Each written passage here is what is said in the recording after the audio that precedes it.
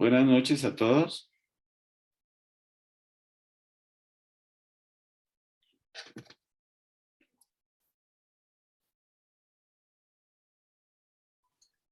Buenas noches, doctor Mata. Un gusto saludarlo. Le habla el doctor Hernández. Muchas gracias por la invitación.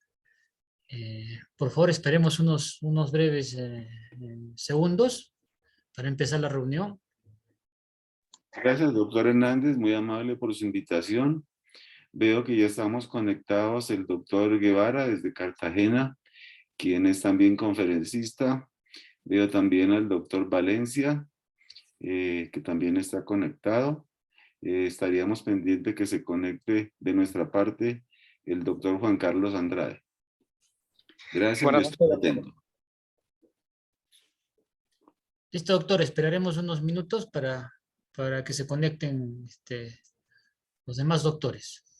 Gracias, doctor Guevara, por favor, ¿me escuchas?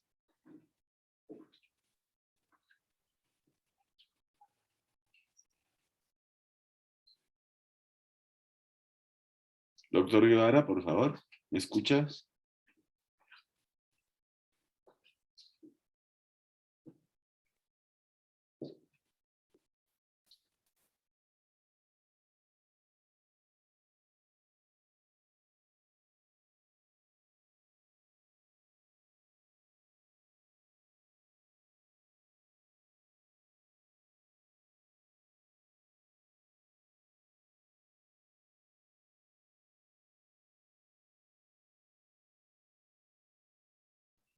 El doctor Guevara está conectado, me dice que está solucionando un problema técnico, doctor Hernández.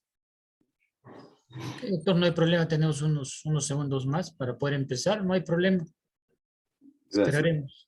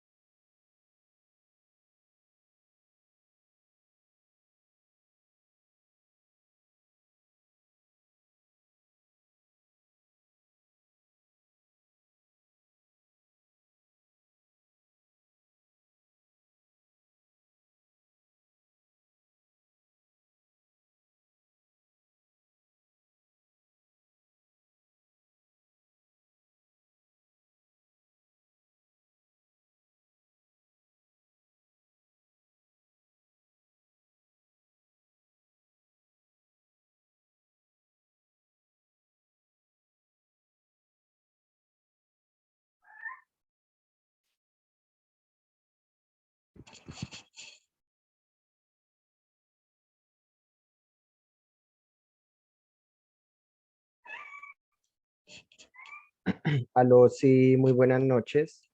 ¿Me escuchan? Sí, le escuchamos, doctor. Ay, muchas gracias. Que traté de poner el video y algo pasó, entonces yo creo que por ahora lo dejaré así con el audio. Sí, te estamos escuchando muy bien. Listo. Buenas noches, ya estoy conectado. Gracias, doctor Andrade. Entonces, doctor Hernández, de nuestra parte, estamos los tres conferencistas ya conectados. Ya, doctor, entonces conversaré por interno con la sociedad para poder dar el inicio a la reunión. Gracias. Un saludo, Wilson. Buenas noches, doctor. Mucho gusto volver a verlo. Siempre es agradable Igualmente. verlo. Está en cirugía. Sí estamos en cirugía, pero he salido un rato para poder estar en su exposición, doctor. Muy bien, gracias. Bueno, como les comentaba ayer, pues para que no se nos prolongara tanto el programa, retiramos la discusión del caso, que era 10 minutos, para que hacia el final tengamos el tiempo para que intervengan los panelistas locales, ¿sí? y así pues si existe alguna inquietud sobre el caso clínico, sobre la temática, se pueda realizar sin extender tanto el programa, digamos, de la teleconferencia. Gracias. Claro que sí, doctor, sin ningún problema. Así es. Buenas noches con todos. Soy el doctor Cárdenas. Es un gusto compartir con todos ustedes, en especial con el doctor Mata, que varias veces ha venido a Lima y siempre son muy instructivas sus presentaciones. Buenas noches, doctor Carlos. Muy bien, muchas gracias por aceptar la invitación como panelista. Le estamos muy agradecidos por ese gesto. Falta que se conecte el doctor Oscar Zubia. Vamos a esperarlo un minuto para poder empezar, por favor. Correcto.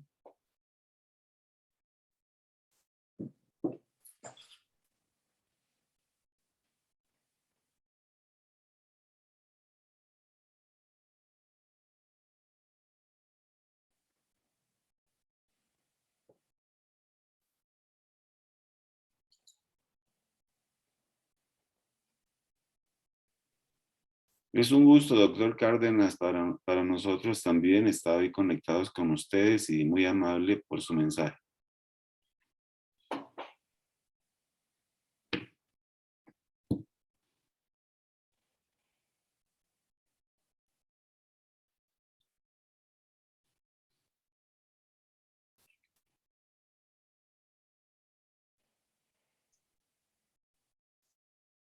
Ya, en este momento el doctor Oscar Zubia se está ya conectando a la reunión. Muy bien, gracias.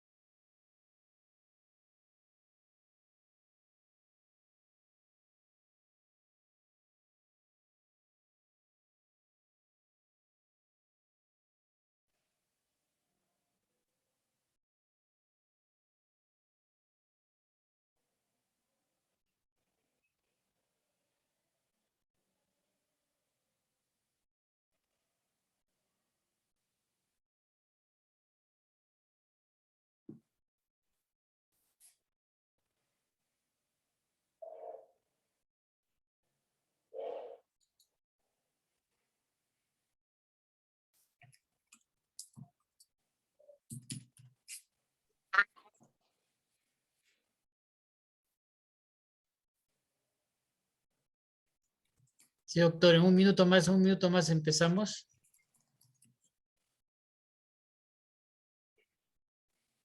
Muy bien, gracias.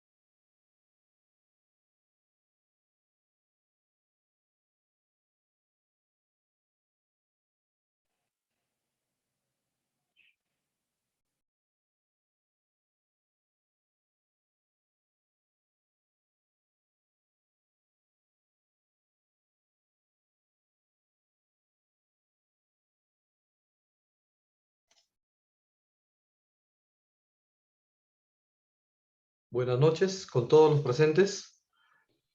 Buenas noches. ¿Cómo están? Les saluda el doctor Mao Vázquez, secretario de Dirección Científica de la Sociedad Peruana de Neurocirugía. El doctor Soto, presidente de la sociedad, se va a conectar en unos minutos. Para poder cumplir con la programación, vamos a dar inicio con la actividad programada. No sin antes agradecer de sobremanera a nuestros ponentes, invitados del hermano país de Colombia, y a nuestros panelistas que nos acompañan esta noche.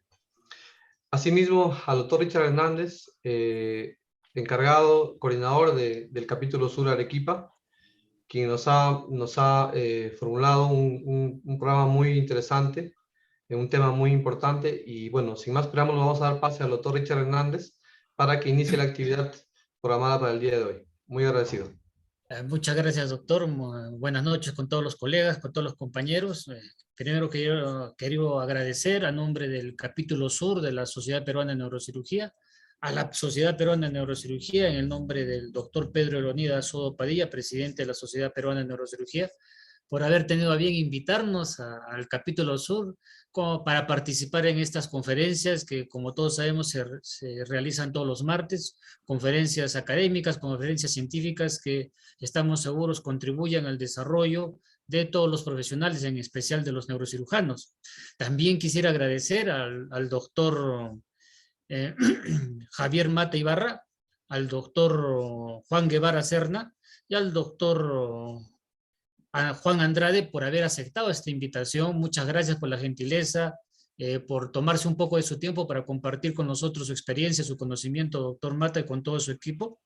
También agradecer al doctor Carlos Cárdenas, al doctor Carlos Suárez y al doctor Oscar Zuya por también haber aceptado la invitación de ser panelistas. Yo en este momento, no sé si vamos a leer la lectura del acta anterior, doctor, como es protocolar, o continuamos con el webinar. Sí, continuamos luego de la actividad académica programada. No se preocupe. Sí. Voy a invitar al doctor Wilson Valencia, que él es el que ha motivado esta reunión con nuestros colegas y compañeros de Colombia. Doctor Wilson, por favor, usted tiene la palabra en este momento para presentar a nuestros invitados. Muy buenas noches con todos. Muchas gracias, doctor Hernández. Mi nombre es Wilson Freddy Valencia Narva, soy residente de neurocirugía del Hospital Regional Honorio Delgado en Arequipa, Perú. Y en esta oportunidad yo soy presentador de nuestros ponentes y panelistas. Así que comencemos. El doctor Javier Mata Ibarra es especialista en ortopedia y traumatología. Además, es especialista en cirugía de columna vertebral, pelvis y acetábulo. También es profesor titular de la Universidad Militar Nueva Granada de la Facultad de Medicina y Ciencias de la Salud. También es jefe de la Clínica de Columna Vertebral, Pelvis y Acetábulo del Hospital Militar Central de Bogotá y es director del programa de especialización de cirugía de columna de la Universidad Militar Nueva Granada. Además es director fellow de la AOSPINE del Hospital Militar Central en Bogotá. Es decir que pues, el doctor Javier Mata Ibarra pues tiene bastante experiencia y él forma lo que son especialistas en columna, que es básicamente un periodo de 2 años con título universitario, ¿no? Y además forma a los fellows de la OSPINE, que ustedes, como ya sabrán, son unos fellows que duran de 4 a 6 meses, según se solicite. También tenemos la participación como ponente del doctor Juan Andrade, que él es ortopedista y traumatólogo, además es cirujano de columna, pelvis y acetábulo, es instructor de los programas de especialización de ortopedia y traumatología de cirugía de columna de la Universidad Militar Nueva Granada. Además, es coordinador de la Clínica de Pelvis y Acetábulo del Hospital Militar Central y también es miembro titular de la Sociedad Colombiana de Ortopedia y Traumatología y de la Sociedad Colombiana de Columna, así como también es miembro titular de la AOSPINE y de la AO Trauma. Y nuestro tercer ponente es el doctor Juan Guevara Serna, que es especialista de ortopedia y traumatología de la Universidad de Cartagena, es especialista en cirugía de columna en la Universidad Militar Nueva Granada en Bogotá. Además es miembro titular de la Sociedad Colombiana de Ortopedia y Traumatología y de la Sociedad Colombiana de Columna. Él radica en Cartagena de Indias, Colombia. Y como nuestros panelistas tenemos al doctor Carlos Cárdenas Mercado. Él es médico traumatólogo especialista en cirugía de columna y trabaja en la Clínica Delgado en Lima, Perú. También tenemos como nuestro segundo panelista al doctor Carlos Suárez Málaga. Él es neurocirujano, trabaja en el Hospital Nacional Carlos Alberto Seguín Escobedo en Arequipa, Perú. Y por último, tenemos al doctor Oscar Zubia Alarcón, que es médico neurocirujano, especialista en cirugía de columna en el Hospital Regional Honorio Delgado en Arequipa, Perú. Y tampoco quiero olvidarme, pues, de nuestro presidente del capítulo sur de la Sociedad Peruana de Neurocirugía, que es el doctor Richard Hernández, que él es un neurocirujano de amplia experiencia y pues trabaja en nuestro querido Hospital Honorio Delgado Espinosa. Entonces, yo les doy paso para esta charla que sé que es muy interesante y estoy muy agradecido con usted, doctor Mata, con el doctor Juan Andrade, con el doctor Juan Guevara Serna y muchas gracias. Nada más que decir. Muy bien, muchas gracias, doctor Wilson. Damos la palabra al doctor Juan Andrade para que nos presente el caso clínico. Muy buenas noches. Por favor, ¿me permiten compartir pantalla? Sí, por supuesto.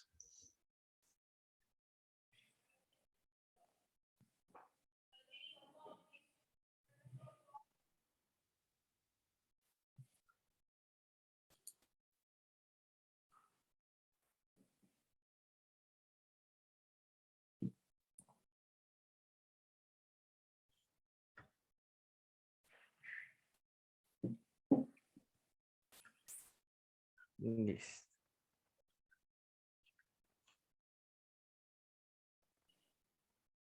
¿Se ve la pantalla? Listo. Todos estamos viendo. Sí se ve, doctor. Excelente. Bueno, muchas gracias por la invitación. Mi nombre es Juan Alejandro Guevara Serna, como se hizo en la presentación, y pues muy agradecido realmente por esta invitación que me hacen. Empezamos con el caso clínico. Este es un paciente masculino de 28 años de edad. Es un paciente que tuvo un trauma en la ciudad de Bucaramanga por un politraumatismo y fue remitido al Hospital Militar Central en Bogotá, casi pasadas 2 semanas del trauma. El trauma fue una caída de altura por un mal aterrizaje en ejercicio de parapente. Al examen físico inicial encontrado pues en el Hospital Militar fue un dolor pélvico en la región sacra, una hipoestesia en dermatoma S1 y S2 izquierda, una fractura de radio distal derecho, fractura abierta de tobillo derecho con defecto de cobertura, el cual tenía ya un manejo con una fijación externa, y como antecedentes pues relevantes patológicos no tenía ninguno el paciente, pero ya le habían hecho 3 lavados quirúrgicos y cambios de sistema VAC de presión negativa, más antibióticos con ciprofloxacina por una Klebsiella por un cultivo de secreción. Entonces aquí vemos algo de las fotos clínicas. Esta es la fractura abierta del tobillo. Vemos ahí el defecto de cobertura en la parte medial del tobillo. Aquí vemos una radiografía de la pierna en la que se ven los clavos de fijación externa. Vemos aquí más el tobillo, en que se ve la fractura del peroné, la fractura del maléolo medial, se ve un trazo del pilón tibial. En esa misma pierna tiene una fractura de la meseta tibial, una depresión a nivel de la rodilla, y pues también tiene la lesión a nivel del tobillo articular. Tenemos la fractura del radio distal, el cual ya había sido resuelta en la ciudad de origen, Bucaramanga.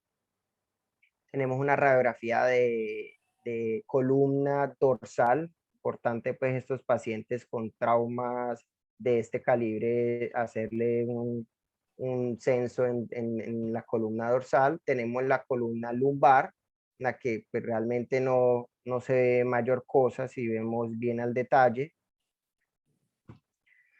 Y tenemos la radiografía de la pelvis. También pues realmente no es que sea mayor cosa con estas radiografías.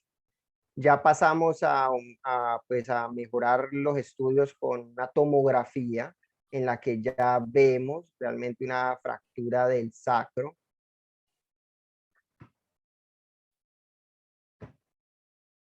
Y en el corte sagital vemos que tiene un desplazamiento como en flexión del sacro. Entonces vemos ahí la fractura del sacro en la TAC, que pues en la radiografía sí es bien difícil con una radiografía sola identificar este tipo de lesiones. Una tomografía tridimensional, reconstrucción tridimensional, es muy importante en todos estos pacientes con lesiones de anillo pélvico para entender como tal la lesión y pues todo el panorama del anillo pélvico. Y pues en resumen, tenemos un paciente masculino de 28 años de edad, caída de altura con mal aterrizaje en ejercicio de parapente, fractura de radio distal, meseta tibial y tobillo derecho, y pues un dolor pélvico en la región sacra con una hipoestesia, dermatoma S1 y dermatoma S2 izquierda. Realmente pues vamos a seguir con las charlas de los profesores y pues vamos a tratar de ahondar un poco en los puntos de discusión, que sería la clasificación como tal de la lesión y pues el tratamiento definitivo.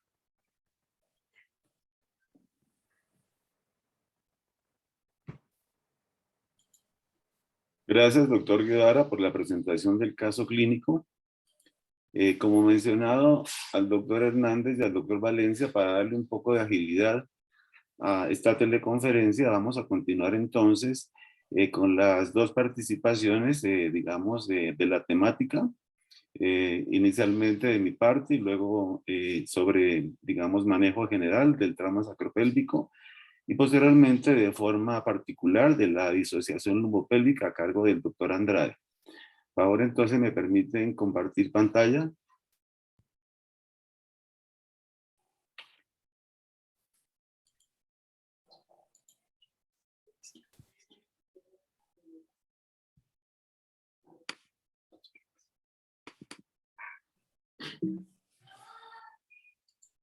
Doctor Valencia, ¿se puede ver bien la pantalla? Se ve muy bien, doctor.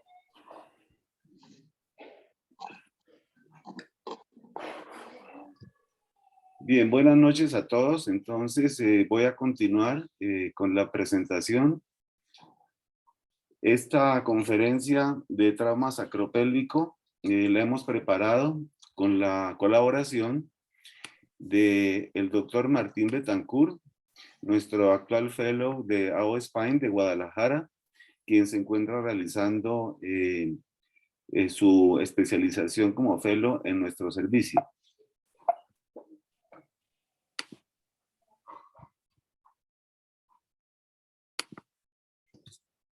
La conferencia está basada en nuestra experiencia en el programa universitario de especialización en cirugía de columna en la Universidad Militar Nueva Granada, así como también en la Clínica de Columna Vertebral, Pelvis y Acetábulo del Hospital Militar Central, cual es nuestro centro de prácticas. Además, nuestro hospital es centro de referencia internacional de la Asociación AO Spine Latinoamérica como Spine Center. Los objetivos de la presentación serán entonces analizar el trauma sacropélvico como parte integral del anillo y de forma específica en sus dos componentes, como vemos aquí en la gráfica, su componente posterior, cuál es el más importante biomecánicamente, y su componente anterior. Además de esto, revisar aspectos biomecánicos de interés, participarles a ustedes algunos antecedentes de investigación de nuestra institución en este campo, describir diferentes técnicas de estabilización quirúrgica en esta área ilustradas con ejemplos de casos clínicos propios, proponer unos flujogramas de manejo del trauma sacropélvico basados en la experiencia institucional, terminando con unos mensajes para llevar a casa. Como antecedentes de investigación vemos que desde el año 94 propusimos en nuestra Sociedad de Ortopedia en Colombia crear una nueva especialidad, una segunda especialidad o supraespecialidad, como se conoce, en el trauma de la cintura pélvica, es decir, del anillo pélvico. Desde este año sucesivamente iniciamos una línea de investigación desarrollando diferentes trabajos ya en el año 97 epidemiológico, revisando la casuística de anillo pélvico y de acetábulo.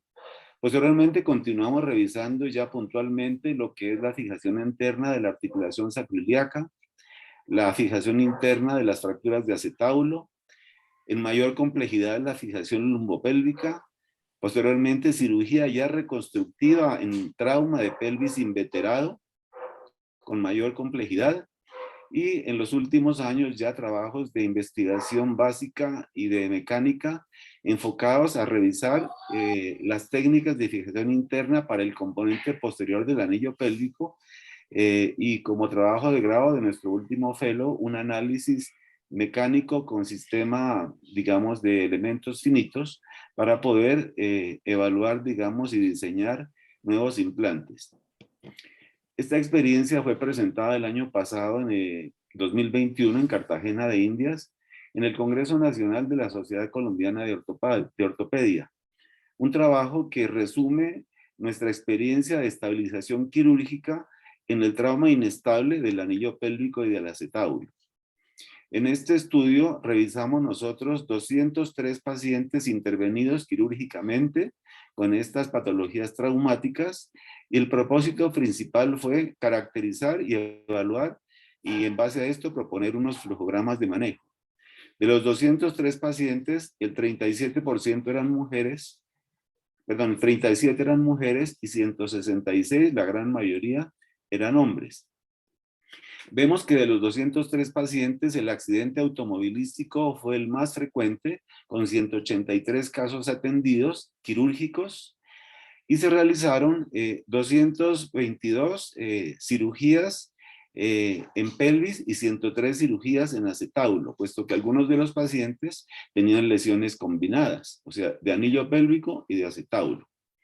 Respecto a la severidad de los traumas, el índice de severidad de trauma, conocido como ISS, para un máximo de 75 puntos, en nuestra casuística fue de 42, de 27 y de 37 en los pacientes en las tercera, cuarta y quinta décadas de la vida. O sea, fue un promedio alto de índice de severidad de trauma. Respecto a la distribución, digamos, del trauma en estos pacientes, en estos 200 pacientes operados, vemos a la izquierda que el 44% fueron cirugías de anillo pélvico y el 40% aproximadamente fueron cirugías del acetábulo. Estos traumas de alta energía son, digamos, con mucha frecuencia presentan complicaciones, y vemos aquí que en nuestra experiencia la lesión neurológica y la infección de la herida quirúrgica fueron las más frecuentes, aparte de escaras, de fallas de implantes y pseudoartrosis. En general, en la literatura, igual que en nuestra experiencia, pueden llegar a ser tan altas las complicaciones como un 25%. Entrando ya en materia en lo que es, digamos, el trauma del manejo del anillo de la pelvis, para el manejo de la emergencia en general utilizamos el fijador percutáneo o fijador en C de Gans, el cual permite reanimar a los pacientes y sacarlos de un shock hipovolémico que puede ser mortal, el cual se coloca en la sala de emergencia o en los quirófanos para cerrar el anillo, especialmente en su componente posterior, de forma transitoria, para luego realizar una fijación interna. También utilizamos el fijador externo supraacetabular o el fijador ilíaco para el manejo de la emergencia. En general, en la actualidad preferimos el fijador supraacetabular, puesto que con un solo clavo de Schanz colocado por encima del domo acetabular, logramos un buen control de la biomecánica del anillo rápidamente, y es mucho más estable que el fijador colocado, como en el ejemplo de la izquierda, en las alas ilíacas. Ya digamos, para enfocar el manejo de la fijación interna del anillo, como lo dije al inicio, debemos evaluar tanto el componente anterior por aparte del componente posterior. En el componente anterior tenemos las ramas iliopúbicas, las ramas isquiopúbicas y la sínfisis púbica. Y en el componente posterior tenemos el hueso sacro, las alas ilíacas y las articulaciones sacroiliacas. Como mencioné, este componente es el más importante en la biomecánica de soporte de cargas. Vamos entonces a analizar cada uno de estos dos componentes. En cuanto al componente anterior, entonces vemos que las técnicas quirúrgicas para manejar, digamos, la estabilidad del componente anterior pueden ser los fijadores externos, como lo mencioné ya, para diastasis de las ínfisis mayores de 25 milímetros, y las placas de reconstrucción, digamos, anteriores, para diastasis mayores de 35 milímetros. También podemos utilizar tornillos percutáneos de las ramas púbicas. El flujograma de manejo nos indica en nuestra experiencia que en general para las diastasis de 2,5 a 3,5 centímetros, o sea 25-35 milímetros, las técnicas percutáneas es lo más utilizado. Por el contrario, en las diastasis mayores de 35 milímetros son las placas en sínfisis púbica las más utilizadas. Y en el intermedio tenemos pacientes que pueden tener diastasis de 2,5 a 3,5, pero que tienen, por ejemplo, lesiones abdominales o genitourinarias que pueden requerir también fijaciones con placas o combinadas de placa y fijación externa. En cuanto al componente posterior, las técnicas quirúrgicas son mucho más diversas. Podemos utilizar tornillos ilosacros percutáneos, placas acroiliacas anteriores, placas acroiliacas posteriores, barras iliosacras y fijaciones en ocasiones espinopélvicas mucho más complejas de la columna al anillo pélvico. Aquí vemos los tornillos iliosacros, es una técnica muy utilizada, se pueden colocar los dos en S1 o en S1 y S2, como vemos aquí. Y aquí este es uno de nuestros ejemplos de la casuística. Miren, un paciente con una fractura sagital vertical a nivel del canal raquídeo del sacro, el cual se maneja, puesto que tenía una diastasis de sínfisis, con un fijador externo y una fijación percutánea con un tornillo sacroiliaco transfixiante, no hasta la línea media, sino hasta el sacro contralateral, con un buen resultado de manejo. Recomendamos iniciar la colocación fluoroscópica o navegada de los pacientes con tornillos iliosacros con la vista lateral, puesto que en esta vista podemos visualizar rápidamente que nuestro, digamos, punto de ataque está en S1 o está en S2. En cambio, las vistas AP, inlet y outlet no son tan exactas y preferimos iniciar entonces con esta proyección radiográfica. Posteriormente, entonces, continuamos con la vista outlet y la vista inlet para estar seguros de que las guías o tornillos no están en el foramen sacro o no están en el canal raquídeo.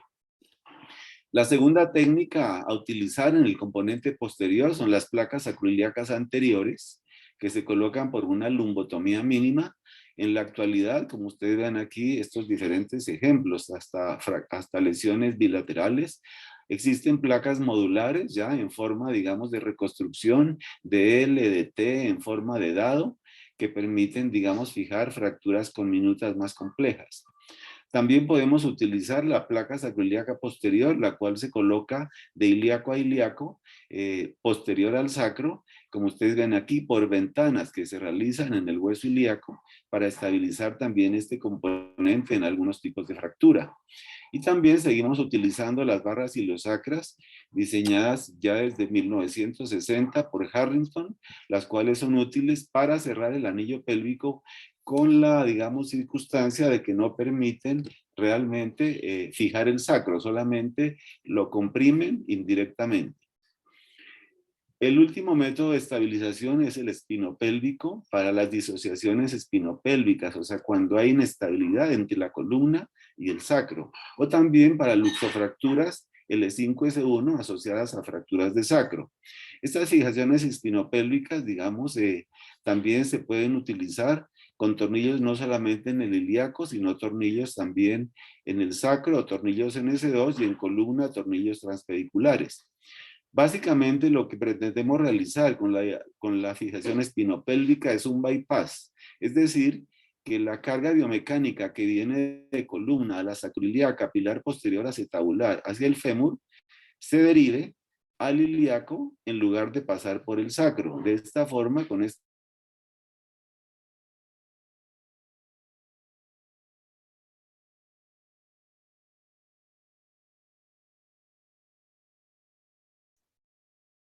Se le fue el audio, doctor.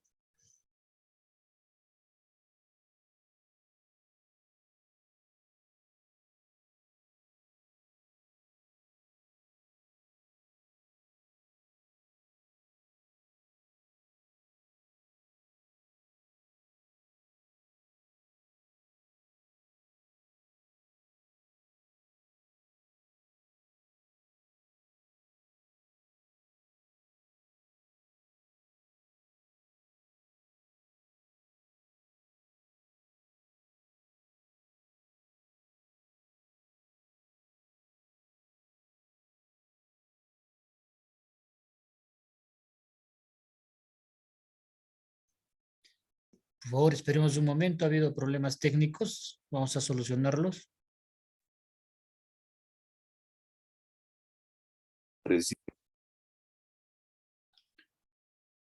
Perdón, ¿me escuchan? ¿Sí se lo escucha, doctor? La pantalla se perdió, voy a compartirla nuevamente.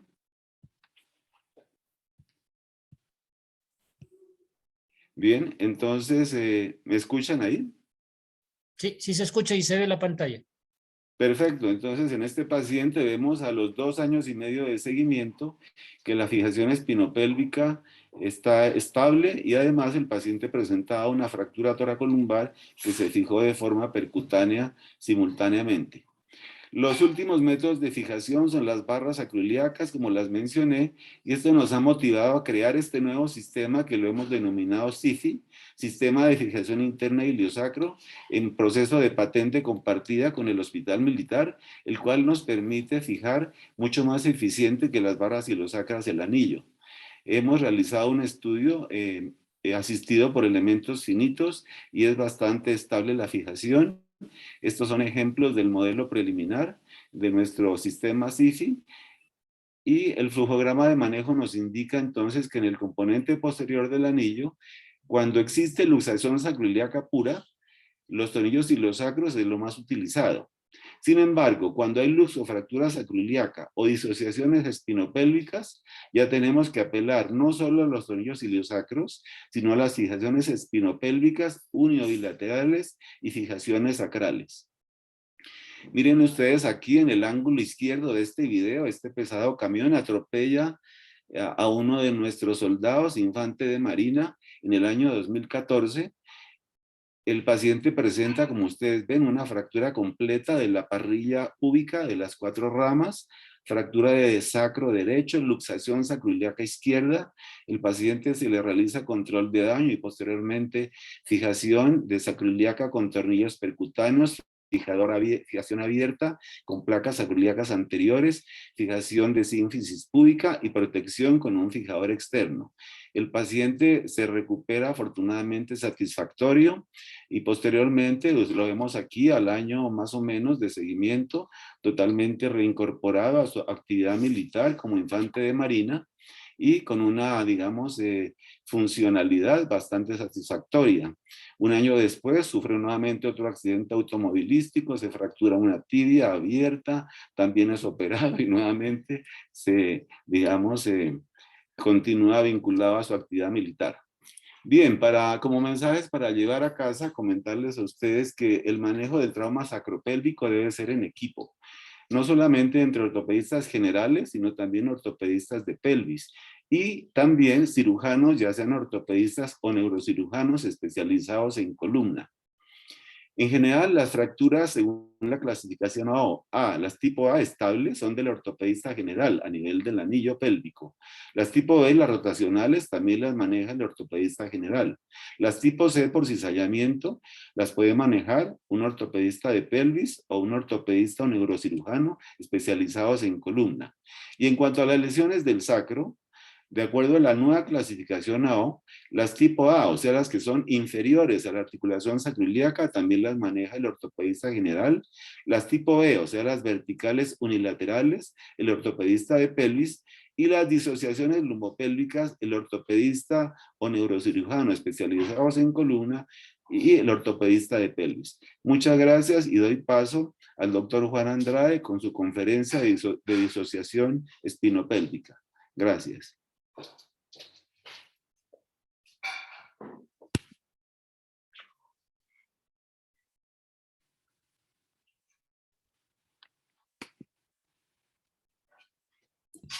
Buenas noches. ¿Me permiten compartir pantalla, por favor? Adelante, doctor, ya puede compartir. Gracias.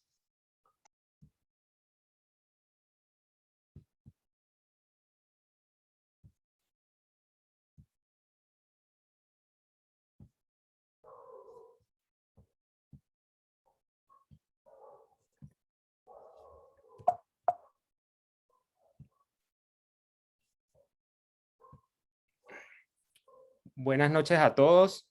Mi nombre es Juan Carlos Andrade, soy ortopedista y traumatólogo cirujano de columna. En primer lugar, quiero agradecer a la Sociedad Peruana de Neurocirugía por esta cordial invitación a este evento virtual. Y el tópico del que vamos a hablar en estos próximos 15 minutos es el manejo de la disociación lumbopélvica. ¿Cómo se produce eso? ¿Cómo es posible que se pueda disociar la columna lumbar y el sacro del resto de la pelvis? Aquí vemos un video que lo explica. Son traumas de alta energía en pacientes que caen de altura determinada. Y hay un trauma severo por compresión axial del sacro y de la columna lumbar. Es también llamada la fractura del saltador suicida, por como lo vimos en el video, este es el epónimo con el que también se le conoce. ¿Cómo se define una disociación lumbopélvica? Es una fractura longitudinal bilateral del sacro asociada a un componente transverso. Se va a separar la columna lumbar y el segmento superior y central del sacro del resto de la pelvis. ¿Cómo se ve eso? Aquí vemos los distintos patrones y todos se agrupan dentro de lo que es una disociación lumbopélvica. Desde el punto de vista epidemiológico, afortunadamente son lesiones infrecuentes. La literatura lo describe como casos aislados o pequeñas series y corresponden a menos del 3% de todas las fracturas sacras. Como son traumas de tan alta energía, claramente también hay afectación de otros lugares, como son en un 63% de los casos fracturas en miembros inferiores, seguido de otras fracturas en la columna en el 47% y en tercer lugar lesiones abdominales en el 42% de los casos. Epidemiológicamente estas lesiones pueden o causan compromiso del plejo lumbosacro y un déficit en la caudequina, y esta es la causa más frecuente de discapacidad tardía en nuestros pacientes.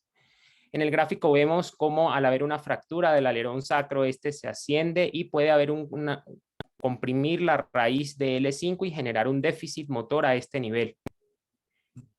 Biomecánicamente, ¿cómo se puede romper el complejo lumbopélvico?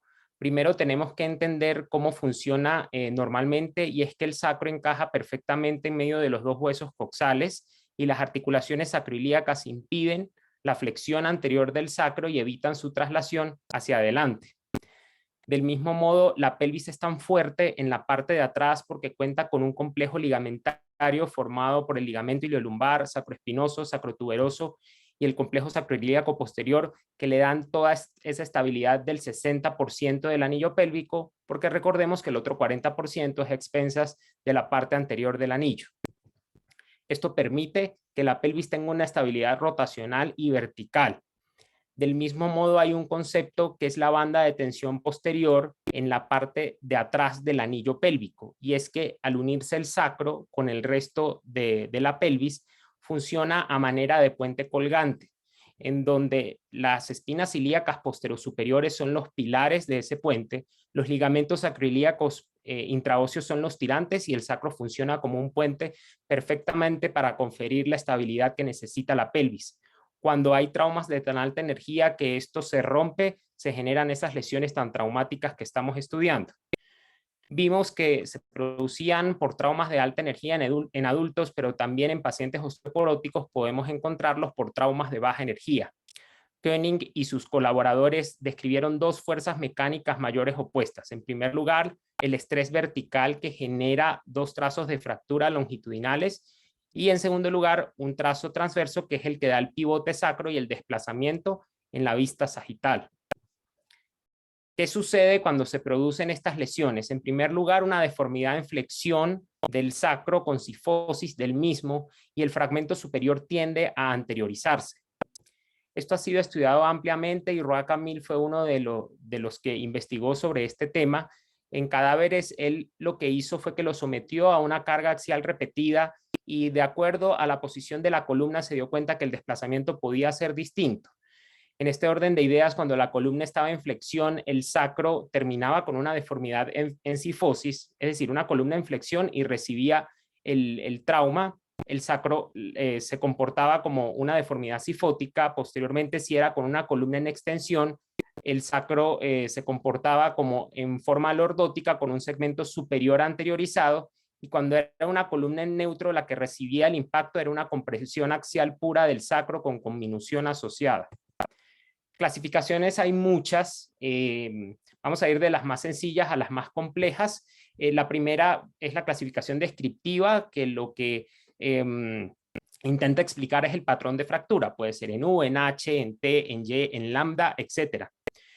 En 1988, Dennis incluyó la clasificación de fracturas del sacro en 3 zonas que conocemos, pero esta clasificación tenía ciertas limitaciones porque no incorporaba el componente transverso de la fractura y no definía el complejo anatomopatológico de la lesión.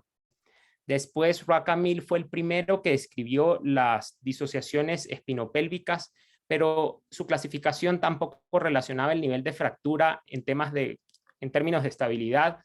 No hablaba de lesiones neurológicas y lo más importante era que no proponía un algoritmo de manejo. Aquí para recordar la clasificación de Rucker-Mille que se hace en la vista sagital de la tomografía y son 4 tipos. La clasificación de Isler relaciona la fractura con la articulación facetaria L5-S1. Esto es que si el trazo va lateral a la articulación es tipo 1, tipo 2 si atraviesa la articulación y tipo 3 si es medial a la articulación L5-S1. La clasificación que utilizamos nosotros actualmente es la clasificación AO, como muy bien lo mencionó el doctor Mata, porque es muy completa, tiene en cuenta no solo la morfología de la lesión, sino que también evalúa el estado neurológico y algunos factores modificadores. Clasifica las lesiones en A, B y C. Para esta conferencia nos interesa las tipo C, que son las lesiones espinopélvicas. Entonces, las lesiones C0 son fracturas en U no desplazadas. Las lesiones C1 hay compromiso articular L5-S1, como lo describía Isler en su clasificación. Las tipo C2 son fracturas bilaterales sin componente transverso y aquí ya empezamos a ver que hay un alto riesgo de lesión neurológica a medida que vamos avanzando en gravedad. Y las C3 son fracturas en U desplazadas, que son la entidad más compleja que podemos encontrar. Aquí tenemos los otros parámetros que deben medirse. Es una clasificación alfanumérica que debe tener en cuenta el estado neurológico del paciente y los modificadores, por ejemplo, la lesión de tejidos blandos, si hay una enfermedad metabólica, lesión del anillo pélvico anterior, etc. A pesar de todas estas clasificaciones que hemos revisado, no resultaba suficiente para los cirujanos, sobre todo porque eran lesiones muy complejas y muchas veces no sabíamos cómo abordarlas o cómo ofrecerles el mejor tratamiento. Entonces, en el 2012 se realizó esta revisión que nos ofrece The Spine Journal. Fueron 43 artículos y se creó una clasificación nueva llamada Lumbosacral Injury Classification System con cirujanos experimentados, civiles y militares. Tenía en cuenta numerosos parámetros, debía ser una clasificación aplicable donde se estudiara también la morfología de estas lesiones en los distintos estudios de imagen como radiografía, tomografía, resonancia, evaluar los modificadores clínicos para hacer una selección apropiada del paciente, pero sobre todo ofrecía un algoritmo para un tratamiento quirúrgico óptimo. La ventaja de esto es que provee un sistema de comunicación común entre los cirujanos y formula distintas modalidades terapéuticas para ofrecer el mejor tratamiento a nuestro paciente. Aquí vemos la clasificación, habla de la morfología de la lesión, de la integridad del complejo ligamentario posterior, del estado neurológico y tiene modificadores clínicos. Al final nos habla del algoritmo sobre cómo manejar a nuestro paciente. En términos generales, la disociación lumbopélvica se maneja de forma quirúrgica, pero pues obviamente son pacientes politraumatizados a los que debemos hacerle un abordaje inicial, aplicar el protocolo ACLS, control de daños. Aquí vemos el fijador de Gans que el doctor Mata nos mostraba en su presentación y por supuesto controlar el sangrado pélvico, ya sea con empaquetamiento o con angioembolización. Tratamiento conservador actualmente no se realiza en fracturas desplazadas. Anteriormente se hacía en cualquier tipo de disociación, dada la dificultad que suponía operar estas lesiones. El tratamiento conservador pues, consistía en reposo en cama, inmovilización con yeso u ortesis o tracciones esqueléticas que podía durar el paciente hasta 4 meses inmovilizado. Lo que se vio es que lo que traía era altas tasas de complicaciones y habían fallas porque se desplazaban las fracturas, habían deterioros neurológicos y dolor crónico por el desarrollo de pseudoartrosis. Hay que tener en cuenta, y esto es un parámetro clave, cuando uno ve una fractura, una disociación lumbopélvica y hay una cifosis del sacro que supera los 20 grados, esto va a tender a progresar y es un indicador de tratamiento quirúrgico. El tratamiento quirúrgico entonces, descrito desde 1975, en donde en esta época no se hacía instrumentación, solo descompresiones puras. Ya posteriormente se introdujo la instrumentación, como en el 85, Roaca Mil, que inició con la fijación lumboilíaca bilateral y tornillos pediculares a la columna lumbar. Después, en el 90, se incluyeron los tornillos a los ilíacos también y se puenteó el sacro para lograr una estabilidad vertical. En el 2000, Schildhauer habló de una fijación triangular con un tornillo transacro y esto nos confería una estabilidad completa, tanto horizontal como vertical, y nos acercaba al concepto de fijación triangular, que es lo más aceptado hoy en día. Aquí vemos un paciente con una disociación lumbopélvica en una tomografía con una reconstrucción tridimensional, el corte sagital de la tomografía y cómo se hace una fijación triangular, que es lo ideal. Hay que tener en cuenta que como estamos ante un escenario tan complejo, hay que incorporar metas claras y realistas al paciente y a la familia. Estudiar el estado general, esto obviamente va dirigido al tratamiento que vamos a aplicar y a la invasividad quirúrgica que vamos a tener en este paciente. La incidencia pélvica es el parámetro más importante en el postoperatorio para medir el éxito de la cirugía o el realineamiento lumbosacro. Claramente la cirugía también va dirigida para la recuperación neurológica. Si son fracturas abiertas deben desbridarse y minimizar la morbilidad adicional. La cirugía puede ser entonces descompresiva, hacer una estabilización anterior o una posterior. La descompresión, laminotomías, foraminotomías, desimpactación anterior o neurolisis. Y la posterior, que es la que utilizamos nosotros, son tornillos percutáneos iliosacros, barras de tensión posterior, placas alares al sacro o la fijación lumbopélvica. La descompresión pues es un tema muy controvertido, pero lo que se sabe es que en las primeras 24 a 72 horas es el tiempo de oro que tenemos para realizarla y ver que el paciente presente alguna mejoría. El 80% de lesiones incompletas pudieran mejorar en el tiempo. Descompresiones aisladas rara vez se indican, siempre deben hacerse con instrumentación y pues poco útil ante lesiones nerviosas completas.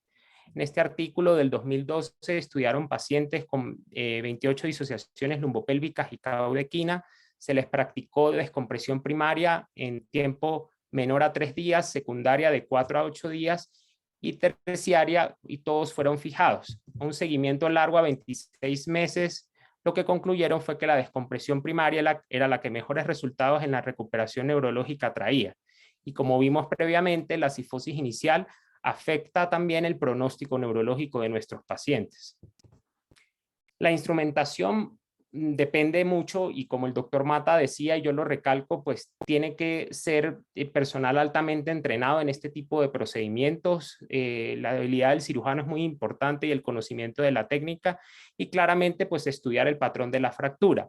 Con ello ver si se puede restituir la incidencia pélvica o llegar lo más cercano a ello, la necesidad de reducción de nuestras fracturas, entender que los pacientes, muchos, tienen dismorfismo sacro y es un obstáculo que pudiéramos encontrar dentro de nuestras cirugías y valorar la injuria de los tejidos blandos. Los abordajes anteriores realmente casi no se utilizan porque es difícil a través de un abordaje anterior acceder al sacro. Sí tienen una utilidad importante en pacientes que tienen compromiso del anillo anterior. Entonces, cuando vamos a poner un fijador externo o hacer una fijación con placa anterior, la parte de adelante de la pelvis sí tiene una utilidad, pero no para el manejo del componente posterior del anillo. La fijación posterior ofrece mucha rigidez en el constructo. Podemos utilizar tornillos iliosacros que están indicados en fracturas Denis 1-2 con adecuada reducción cerradas o fracturas en 1 con minutas o mínimamente desplazadas. El gráfico lo que muestra es que hay que tener cuidado a la hora de pasar los tornillos. Si damos mucha compresión, pudiéramos tener un compromiso neurológico posterior, sobre todo cuando hay conminución. Las placas biomecánicamente se comportan similar a los tornillos, pero hay mayores complicaciones relacionadas con heridas, prominencias de implante, etc. Aquí vemos las placas alares de las que hablábamos. A la izquierda vemos que hay ahora en el mercado unos implantes más amigables que no permiten una menor exposición, pero igual si vemos esta gráfica, estas fotos muestran que realmente hay que disecar bastante. Esto implica un mayor sangrado, riesgo de infección del paciente, por lo que preferimos una fijación percutánea iliosacra en estos casos. Y la fijación lumbopélvica es el método más estable desde la perspectiva biomecánica. Un paciente que tiene una disociación espinopélvica que tiene indicación quirúrgica, lo más recomendable es hacer una fijación lumbopélvica porque ofrece una estabilidad en todos los planos. Del mismo modo, el abordaje para hacer esta fijación permite que realicemos una descompresión neurológica completa y reducir más cómodamente el desplazamiento del sacro.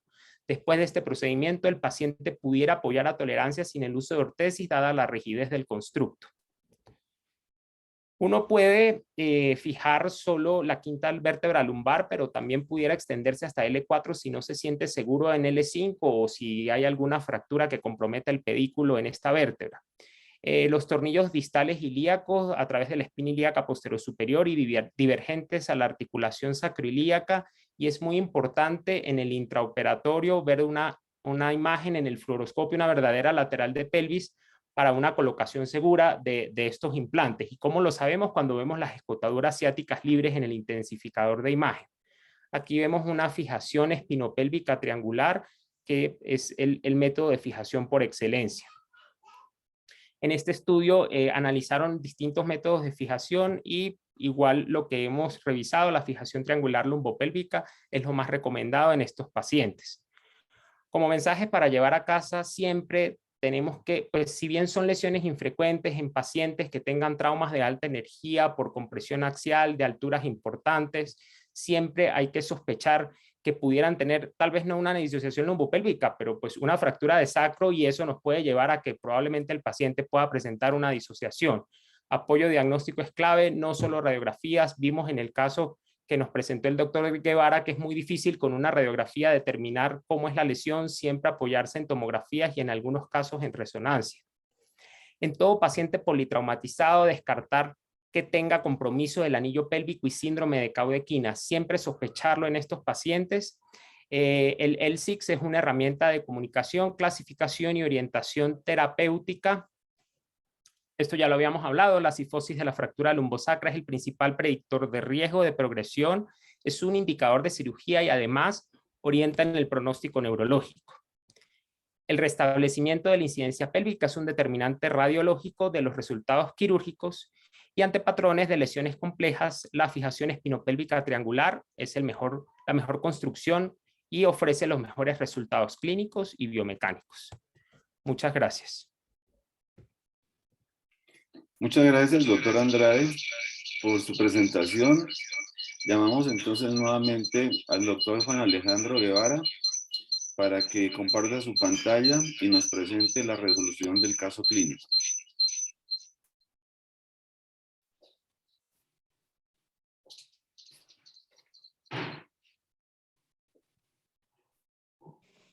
Bueno, bueno, muy bien. Entonces, en resumen, teníamos un paciente.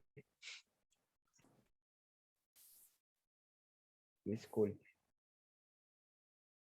¿Me escuchan? Sí, muy bien. Disculpe. En resumen, tenemos un paciente masculino de 28 años de edad, con caída de altura por mal aterrizaje en ejercicio de parapente, una fractura de radio distal, meseta tibial y abierta de tobillo derecho, un dolor pélvico en la región sacra con una hipoestesia del dermatoma S1 y S2 izquierda. Como diagnósticos tenemos un paciente pues polifracturado. Ya se le había hecho una reducción abierta y fijación interna de la fractura del radio distal. Se había hecho un control de daños a la pierna con un fijador externo por la fractura abierta que tenía el pilón tibial. Tenía una fractura de platillos tibiales y pues en el anillo pélvico tenía una disociación lumbopélvica por fractura de sacro AOC3 N1 M4. Aquí tenemos la evolución de la lesión abierta del tobillo. Ella fue pues granulando hasta que ya lo asumió cirugía plástica y le hizo unos colgajos al paciente. Y aquí tenemos la cirugía abierta que se le hizo a nivel del sacro. Entonces vemos en detalle acá cómo se está haciendo la descompresión. Perdón. Se está haciendo la descompresión de las láminas sacras que estaban generando la estenosis y generando la radiculopatía de S1 y S2. Aquí vemos con mayor detalle ya los implantes de L5 puestos y aquí a los laterales se alcanza a ver algo de implantes hacia los ilíacos. Esta es la línea media. Y pues vemos aquí algo de la descompresión de las láminas. Ya el sistema totalmente estabilizado. Pues tenemos aquí las radiografías. Entonces se hizo una estabilización lumbopélvica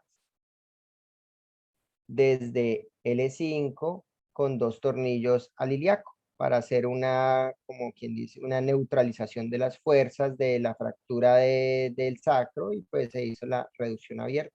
Y aquí está la imagen definitiva de la cirugía. Tenemos la alar. Vemos pues los tornillos al ilíaco deben quedar bien puestos sobre el contrafuerte ciático. Y vemos la obturatriz, que sería la alar del otro lado, en la que vemos los otros tornillos. Aquí hay unos controles tomográficos para ver el recorrido de los tornillos. Y como mensaje final, pues realmente una búsqueda activa de las lesiones, no quedarnos solo con una radiografía y un dolor del paciente, manejar con cuidado a estos pacientes, ya que pueden llegar a tener lesiones muy graves, identificar adecuadamente la inestabilidad que pueda tener, ¿para qué? Pues para ofrecerle la adecuada estabilización al paciente y elegir un tratamiento correcto según pues todo lo que acabamos de ver en las ponencias. Muchas gracias, doctor Guevara. De parte entonces de todo nuestro grupo, agradecimientos inmensos a la Sociedad Peruana de Neurocirugía, en especial al doctor Soto Padilla, su presidente, al doctor Hernández del capítulo sur de Arequipa, al doctor Wilson Valencia, nuestro ex-fellow, quien nos ha invitado muy gentilmente y ha coordinado el evento, también a los panelistas que van a participar a continuación. Y le dejo entonces la moderación al doctor Hernández para que pasemos entonces a una sección de discusión y comentarios de los panelistas locales del Perú. Gracias. Muchas gracias a todos ustedes, doctor Mata, doctor Andrade, doctor Guevara, las excelentes exposiciones que nos han permitido a nosotros ampliar también nuestros horizontes en cuanto a la cirugía de columna. A muchos neurocirujanos no tienen mucha experiencia, sobre todo en estos sectores de la columna sacra. Otros sí tienen más experiencia. Es por eso que quisiera invitar al doctor Cárdenas. Muchas gracias, doctor Cárdenas, por aceptar la invitación, que pueda compartir también tal vez algún conocimiento suyo, alguna experiencia al respecto y también algún comentario sobre este tema de la disociación lumbopélvica o las fracturas sacropélvicas. Doctor Carlos. Sí, con todo gusto y además agradeciendo nuevamente a la invitación. Mire, lo que pasa en el Perú, a diferencia de Colombia, es que cuando tenemos una fractura de sacro, es muy común que los traumatólogos no quieren tratarla y tampoco los neurocirujanos. Pero en los últimos años se ha ido desarrollando, cada vez vemos más especialistas en pelvis y también especialistas en columna. Entonces nosotros cuando trabajábamos en el seguro se formó un grupo bueno y teníamos una excelente relación con el grupo de pelvis.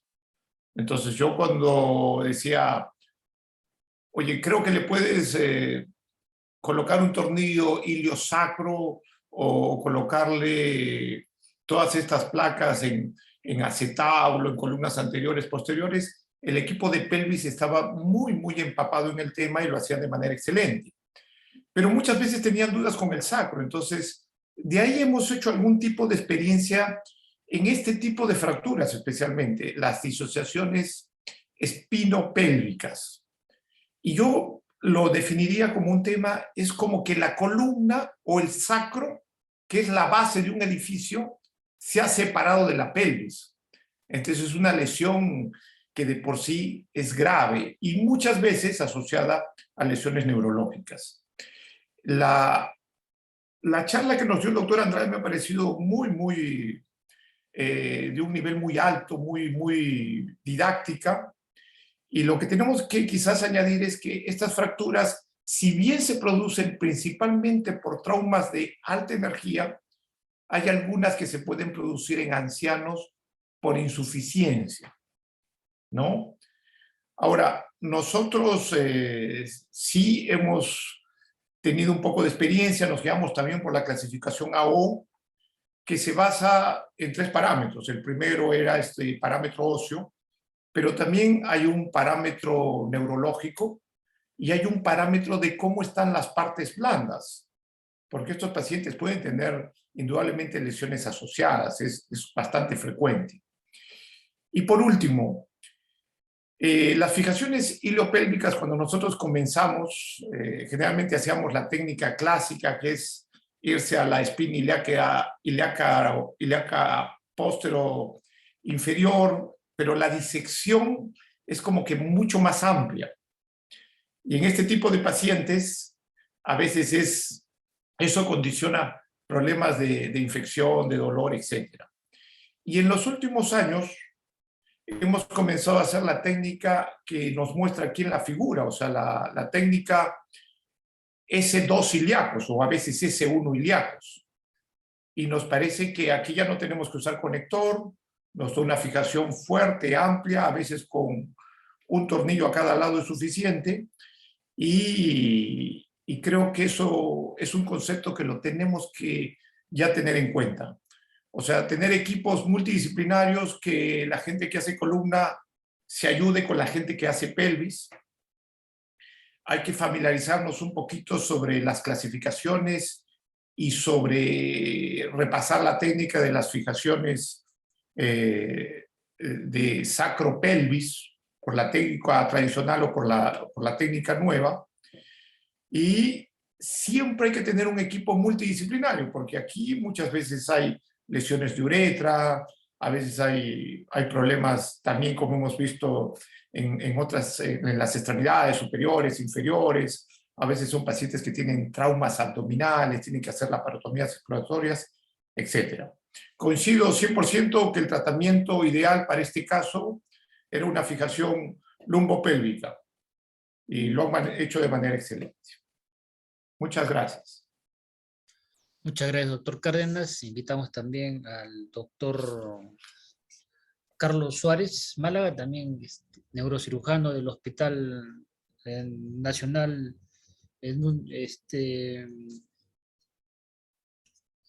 Permítame, por favor. Carlos Alberto Seguín Escobedo de Arequipa, no me olvidé el nombre, me van a disculpar. Doctor Carlos Suárez.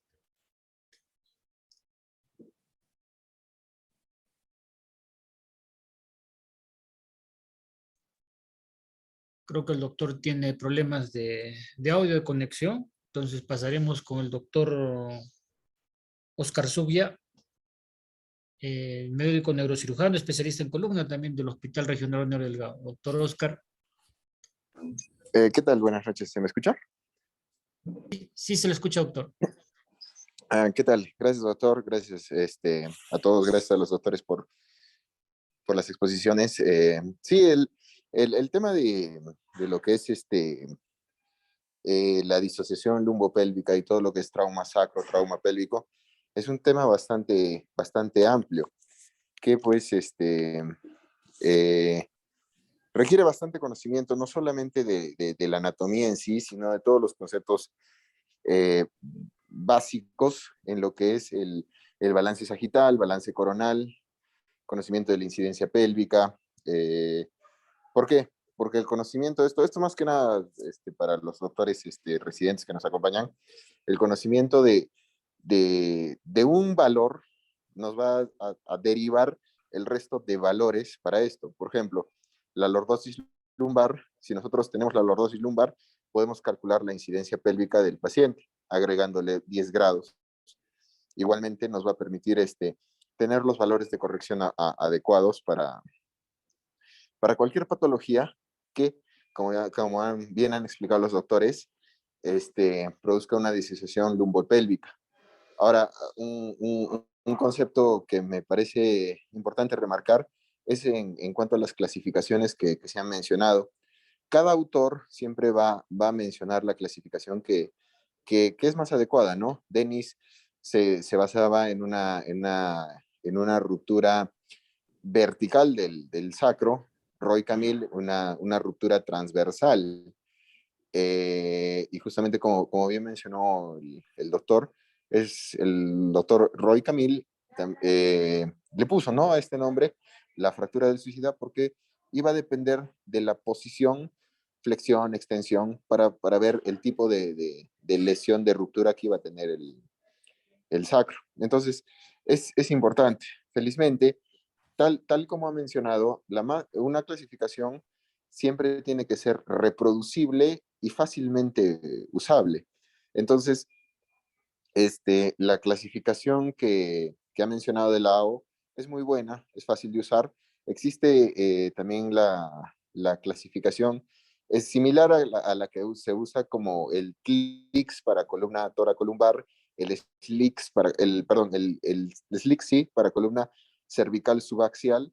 También existe una forma de esta clasificación para todo lo que son fracturas de sacro y la parte de la pelvis. Ahora, otro concepto que me parece importante es la diferencia entre lo que es la estabilidad lumbopélvica y la estabilidad del anillo pélvico, que son dos cosas diferentes. De la parte de neurocirugía, que es más que, digamos, el área que se ve en mi hospital, por lo menos, en mi servicio, pues la estabilidad lumbopélvica es primordial. ¿Por qué? Porque esta estabilidad lumbopélvica va a dar la estabilidad a todo el resto de la columna. Sin estabilidad lumbopélvica, sin un conocimiento y una mantención adecuada de estos tres valores que ya se han mencionado, pues no se puede conseguir, o lo que se va a conseguir a largo plazo va a fallar. Y va a fallar, pues, de tarde o temprano va a fallar.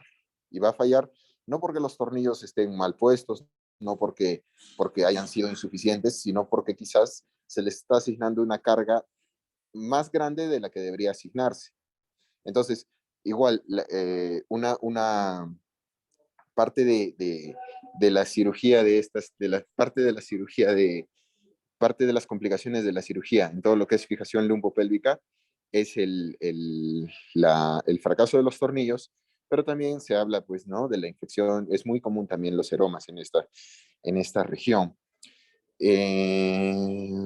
Bueno, y, claro, en cuanto a lo que ha mencionado, sí, actualmente hay un concepto que se usa, que es el punto de pivote lumbopélvico, que se localiza aproximadamente en la parte posterior del cuerpo de la vértebra S1. Y se dice que digamos, la porción de tornillo que esté por delante de ese punto de pivote va a generar mayor estabilidad, pero a su vez va a provocar mayor rigidez. Entonces, todo lo que esté por delante de eso va a ser cierto brazo de palanca y va a contribuir eventualmente a que pudiese haber un segmento adyacente. Entonces, eso también es importante tener en cuenta. Y igual, como ya han mencionado los doctores, una de las mejores técnicas es la técnica de S2 y A, o la técnica de Sponseller, para colocar los tornillos ilíacos, ¿no? Siempre guiándonos por, como ya he mencionado, ¿no?, los parámetros radiológicos, buscar siempre la famosa gotita, y una forma bastante útil, bastante práctica, inclusive para tener noción, es tocar la escotadura ciática. Sirve bastante porque se puede tocar. Nada más, doctor. Muchas gracias. Muchas gracias, doctor Oscar, por su participación. Ahora sí invitamos al doctor Suárez para que nos pueda dar alguna opinión o algún comentario al respecto del tema. Buenas noches, muchas gracias. Primero saludando al doctor Pedro Soto, presidente de la Sociedad de Neurocirugía, al doctor Hernández, muchas gracias por su invitación, presidente del capítulo sur, y a los doctores de Colombia, muy excelentes disposiciones, doctor Juan Guevara, Javier Mata, y justamente en relación a esta patología que felizmente es poco frecuente acá en Arequipa, raras veces he visto, poquísimas veces, y como dice el doctor Cárdenas, el tratamiento básicamente ha sido conservador, ¿no?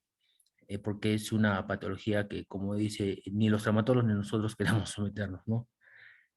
Por otro lado, en la disociación espinopélvica es muy importante el tiempo de tratamiento. Y por eso escuché atentamente la exposición del doctor Javier Mata y justamente iba a preguntarle al doctor Javier Mata qué tiempo promedio ha tomado en su trabajo de tratamiento, o sea, qué tiempo, qué intervalo. Eso quería comentarle porque es sumamente importante para el pronóstico y para ver la recuperación también. Y desde el punto de vista de morbilidad también se ha demostrado que mientras más rápido sea, pues también las lesiones asociadas también tienen mejor pronóstico. Y lo demás ya no añado porque los colegas que me han antecedido muy bien han puesto los puntos de vista adecuados para este tema. Muchas gracias. Gracias, doctor Suárez. Al respecto, en el manejo de la emergencia realmente, pues aparte de lo mencionado por el doctor Andrade, digamos, del control de daños y de la reanimación y salvar la vida del paciente, en lo que es el anillo pélvico, pues debemos actuar de inmediato con la colocación de un fijador externo, el fijador de emergencias, como se mencionó, preferencialmente si se tiene disponible, u otra opción, pues ya sería un fijador convencional, supraacetabular o ilíaco, lo que uno tenga a mano para estabilizar el anillo y disminuir el sangrado retroperitoneal. Una vez, digamos, pasada esta fase de control de daño inicial, que es el manejo de la emergencia, mediante fijación externa, pasamos usualmente a la segunda semana en que ya el paciente esté estabilizado y, digamos, ya está fuera de peligro orgánico, en realizar ya las fijaciones definitivas, no solamente del anillo, sino también de la región lumbopélvica. Y de las intervenciones anteriores, pues quisiera destacar y agradecer también su gesto al doctor Cárdenas por su comentario de la fijación en estos pacientes que son jóvenes y traumas de alta energía y con fracturas muy inestables. Es preferible usar doble tornillo ilíaco, como vemos en este ejemplo, puesto que precisamente hay una estabilidad estructural y son pacientes jóvenes con una alta carga biomecánica en la rehabilitación. En cambio, en columna degenerativa, usualmente las fijaciones espinopélvicas puede utilizarse solamente un tornillo o en deformidades escolióticas. Pero en trauma, como en estos pacientes presentados, es mejor el doble tornillo. Y respecto al comentario del doctor Oscar Susila, sí, me parece sí, muy interesante el enfoque que él hizo, que fue lo que en mi presentación también lo destaqué al inicio. Una cosa es estabilizar el anillo y otra cosa es estabilizar la articulación o la región lumbopélvica. Son dos cosas diferentes. Entonces, una es el anillo y otra es la región lumbopélvica o espinopélvica. Y debemos entonces iniciar con la estabilización del anillo. Estabilizado el anillo, en el cual el componente anterior se debe fijar con un tutor externo con placas en la sínfisis púbica, entonces sí pasamos a la estabilización definitiva de la región espinopélvica. Y también no crea, doctor Cárdenas, que solo en Perú sucede eso de que la pelvis es como la tierra de nadie. La región espinopélvica es como la tierra de nadie, como usted bien dice. A los ortopedistas no les gusta tratarla, ¿sí? En general, ¿sí? Y a los cirujanos de columna tampoco les gusta mucho intervenir lo que es la sacroiliaca. Entonces, a nosotros también nos sucede. Y precisamente, digamos, estos simposios tienen ese objetivo de sensibilizar y como determinar qué campo tiene cada quien, el ortopedista general, el ortopedista de pelvis, el ortopedista o neurocirujano de columna, para, digamos, enfocar muy bien el manejo de los pacientes. Gracias. Muchas gracias por sus comentarios, doctores. Tenemos algunas preguntas aquí en el chat. Dice, extraordinarias ponencias y resolución del caso. Gracias. Tenía una consulta. Por ser estas fracturas muchas veces difíciles de detectar inicialmente, este tipo de fracturas C3, cuando llegan pasados 3 meses, ¿el manejo puede cambiar de estabilidad, corregir la deformidad? ¿O cuál es la experiencia en relación a la descompresión sola o a la instrumentación asociada cuando uno se enfrenta en estos casos de presentación crónica? Gracias. Casualmente con el doctor Guevara, aquí presente, realizamos un trabajo de investigación sobre manejo de trauma de pelvis inveterado. Entonces, en ese grupo de pacientes, algunos tenían disociación espinopélvica. Me gustaría pasarle a él la pregunta. Por favor, doctor Guevara. Claro, no, ya pasados 3 meses, realmente es una lesión de sacro que va a consolidar, va a ser mucho, o sea, ya no se habla de reducción, sino de hacer osteotomías o cirugías para corregir una deformidad. Realmente lo que hace urgente el manejo de esto es el tipo de lesión neurológica que tiene. O sea, en este caso es un paciente que tiene un S1, S2, y pues es un paciente que tiene una clínica neurológica por la compresión, pero sí es mucho más difícil después de 3 meses ya, o sea, 3 meses de una compresión neurológica, pues es un paciente que ya va a tener mayores complicaciones, secuelas, pues por esta compresión neurológica, y pues la fractura no va a estar fresca, no va a ser una fractura fácil de corregir, y pues muchas veces para corregir una lesión del anillo pélvico inveterada, toca hacer hasta cirugías en 2 o incluso 3 tiempos, hacer una liberación del anillo anterior en un paciente en decúbito supino, luego en decúbito prono, hacer una liberación posterior y una estabilización, y luego voltear el paciente en boca arriba. O sea, realmente después de pasar el tiempo, o sea, eso es lo malo de dejar a estos pacientes que se inveteren. ¿Por qué? Porque corregir una deformidad de anillo pélvico es mucho más complejo, y corregir ese anillo toca a veces intervenir tanto el anterior como el posterior en diferentes tiempos. O sea que el mensaje es tratar estos casos de forma aguda, puesto que es una sola cirugía. En Claro. cambio, los pacientes con lesiones inveteradas implican, como el doctor Guevara comenta, 2 o 3 tiempos quirúrgicos con cirugía reconstructiva mediante liberaciones y osteotomías, tanto del componente anterior como del componente posterior del anillo, que se conocen como prono-supino-prono o supino-prono-supino, según lo que el paciente presente. Gracias. Muy bien, tenemos otra pregunta. Nos dicen, ¿qué importancia le ven a la descompresión del sacro? ¿Siempre se realiza? Gracias, el doctor Andrade revisó muy bien el tema y me gustaría que él, por favor, contestara la pregunta de acuerdo a la literatura que él revisó.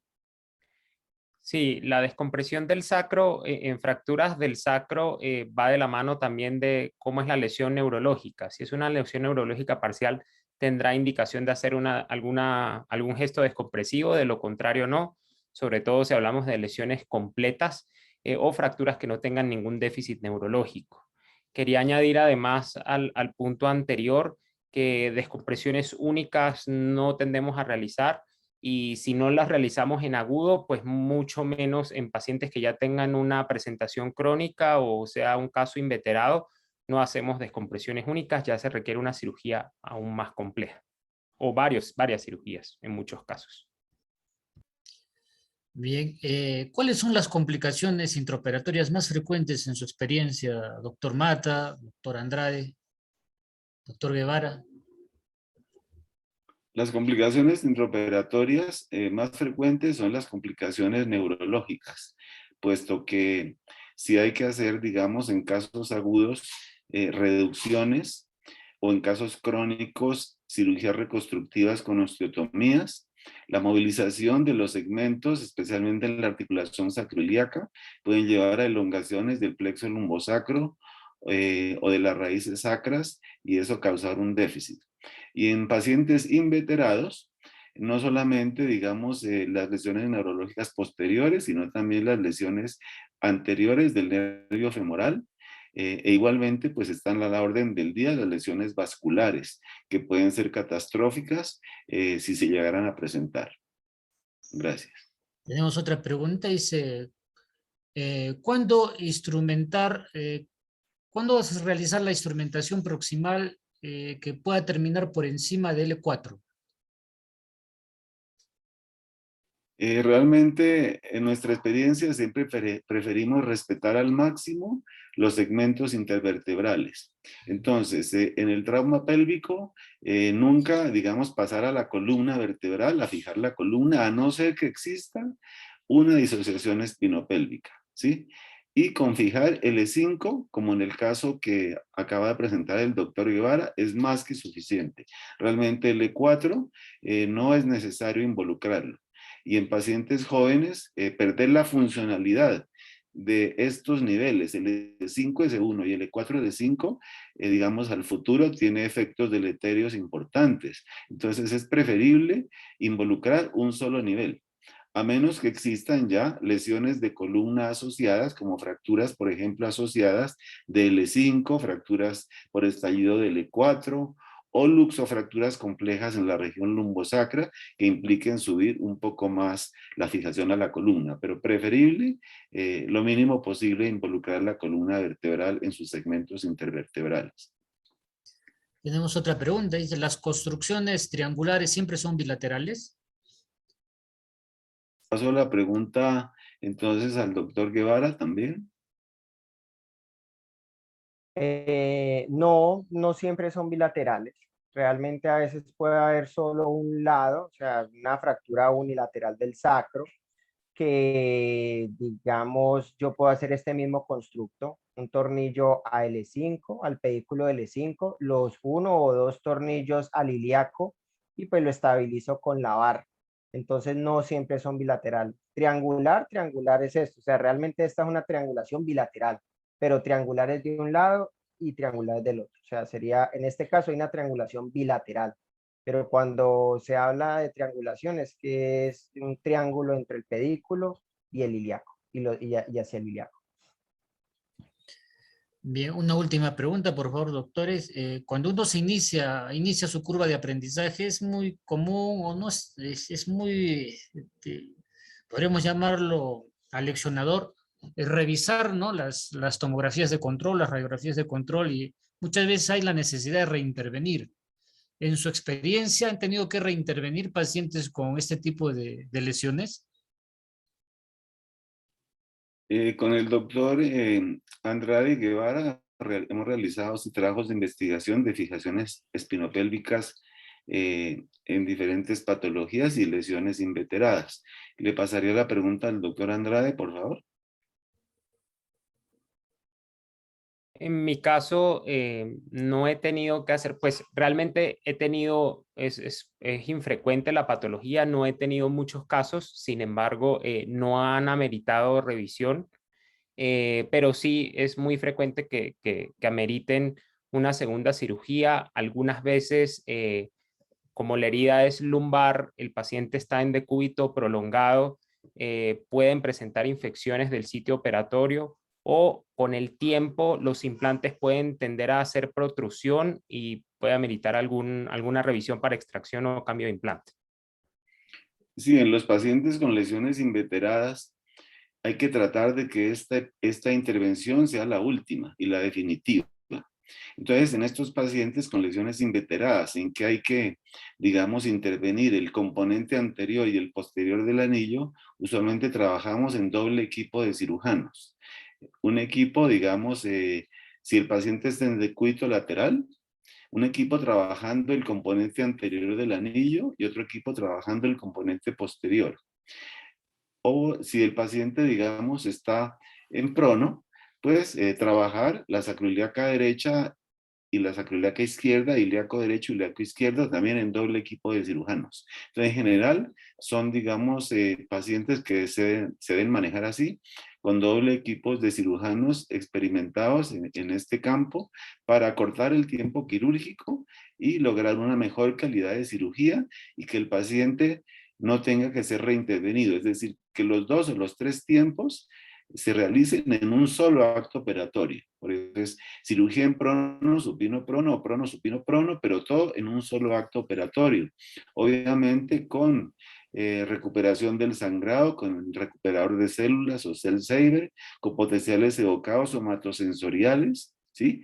Y con, digamos, banco de sangre, con reserva de unidad de cuidados intensivos y en ocasiones tener disponibilidad para llamado de cirujanos vasculares.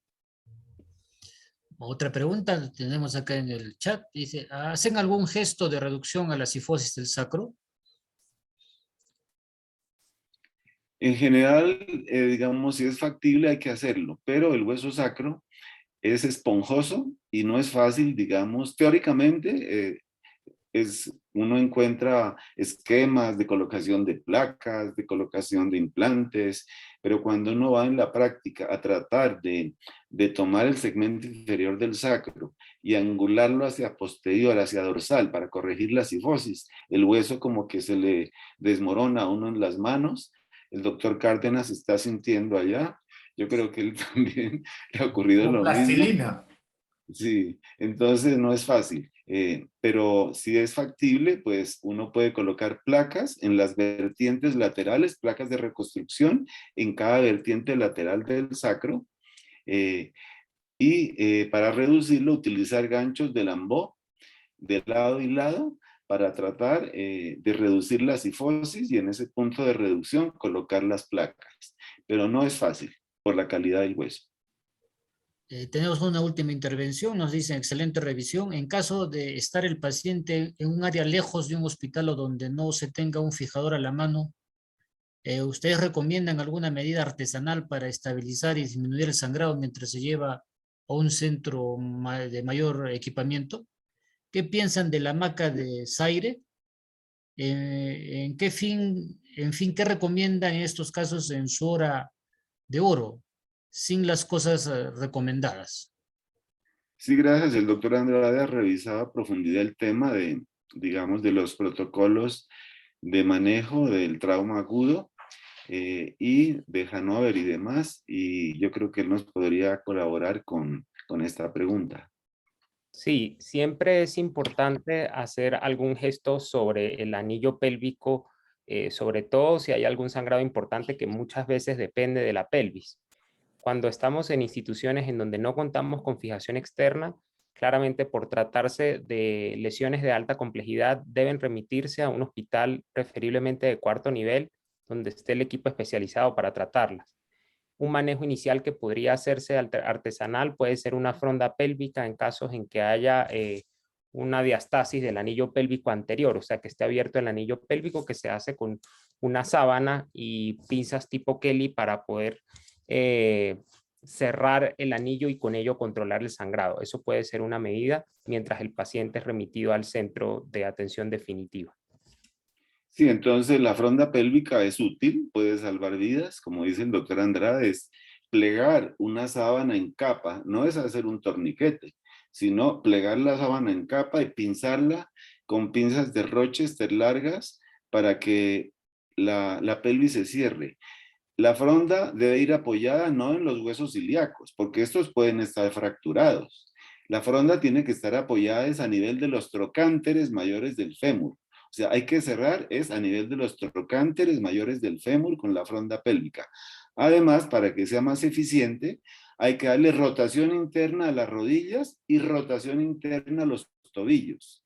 Y fijar las rodillas y los tobillos en rotación interna con esparadrapo o con algún adhesivo, obviamente sin torniquete, mientras el paciente se lleva rápidamente a un nivel de atención especializado. Entonces, fronda pélvica a nivel de los trocánteres y rotación interna de rodillas y de tobillos para cerrar más eficiente el anillo y que el hematoma se contenga. Bien, ya no tenemos más preguntas, no nos queda más sino agradecer al doctor Javier Mata Ibarra, al doctor Juan Andrade, al doctor Juan Guevara Serna, ¿no? Su excelente participación, su excelente disertación.